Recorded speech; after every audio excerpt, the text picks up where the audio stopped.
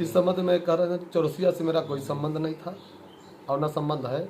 उन्होंने सपा में हैं और मैं 2020 से ही बसपा में ज्वाइन किया और 2022 में चुनाव लड़ा बसपा से।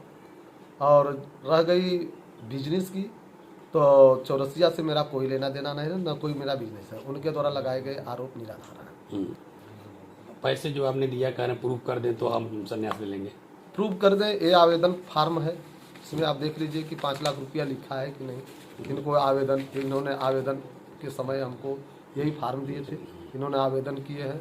और आप लोग CDR निकलवा लीजिए कि मैं उनके कमरे में गया था कि नहीं, मोबाइल के माध्यम से जरूर पता चल जाएगा। अभी दिल्ली वाले में जो CCTV कैमरा है उसमें निकालने के बाद स्पष्ट हो जाएगा कि मैं उनके घर पर गया नहीं। उन्होंने तो यहाँ तक कहा है कि हम उनको जानते ही नहीं हैं। आप लोगों को मैंने फ़ोटो भी WhatsApp पर भेज दिया है। जब इस तरह से बोल रहे हैं उनके बात का कोई मतलब ही नहीं है।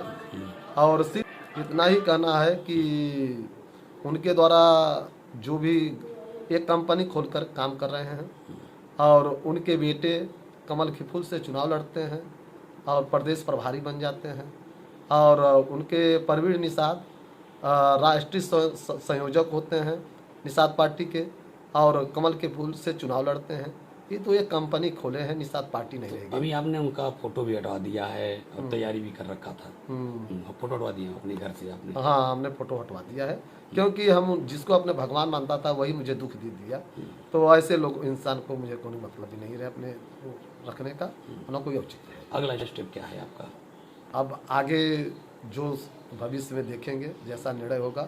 हम समाज के लिए लड़ते रहेंगे और अंतिम क्षण तक, जब तक मेरा जीवन है, समाज के ही लड़ेंगे, समाज के लिए संघर्ष करेंगे और समाज को जगाने की कोशिश करेंगे कि आपके हितैषी कौन है। इन्होंने तो यहाँ तक कहा कि हमने आपको 5 हथियार दिया, 5 हथियार का प्रयोग करके देख लिया हमने। जब 5 हथियार उन्होंने दिया था तो उसको प्रयोग करना चाहिए। यदि इस तरह से नहीं करना था तो समाज को क्यों बेवकूफ़ बनाते हैं। और खजाने की चाबी दिखाते दिखाते मेरे खजाने को लूट लिया। और इनको द्वारा यहाँ तक कहा जा गया कि यदि कि इन्होंने जेल भी गए हैं। यदि प्रूफ कर दें कि मैं जिस दिन से जन्म लिया हूँ आज के डेट तक 1 घंटे के लिए जेल में गया हूँ, तो जो भी उन्होंने तो पार्टी की संन्यास की बात कर रहे हैं, जो भी वो कहेंगे सारी शर्त मैं मानने के लिए तैयार हूँ। मैं सब कुछ त्याग करने के लिए तैयार हूँ। 1 घंटे के लिए जेल, उनकी सरकार है, ये इतने बड़े कैबिनेट मंत्री हैं, ये अपने तो बदनाम हो रहे हैं, अपने बीजेपी की सरकार में रहकर इस तरह से बयानबाजी कर रहे हैं। हमसे बयानबाजी करने से उनके क्या लाभ है? जो मेरे पीड़ा था हमने उनसे कह दिया। हम उनसे लड़ने के लिए नहीं आप लोगों के प्लेटफार्म पर आए हैं।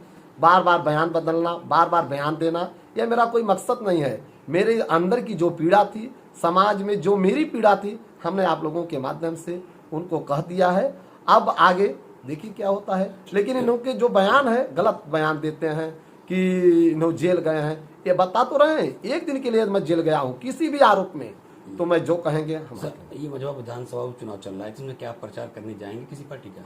देखिए सच्चाई है कि अभी हम इस स्थिति में नहीं हैं। हमारे परिवार के लोग बड़े दुखी हैं, हमारे समर्थक बड़े दुखी हैं। हम इस निर्णय पर नहीं पहुंच पाए हैं कि हम जाएंगे। अभी आज ही क्षेत्र में कई जगह फोन आया था कि भैया आप आइए, मैं क्षेत्र में जरूर जाऊंगा, लेकिन किसी पार्टी के प्रचार करने के लिए नहीं। हम अपने दुख को, उनके रो रहे हैं, उनके आंसुओं को पोंछने के लिए, उनसे मिलने के लिए मैं जरूर जाऊंगा और एक बात करूंगा। इसके बाद एक दिन चुनाव नजदीक आने दीजिए, हम लोग बैठकर निर्णय लेंगे। ठीक है।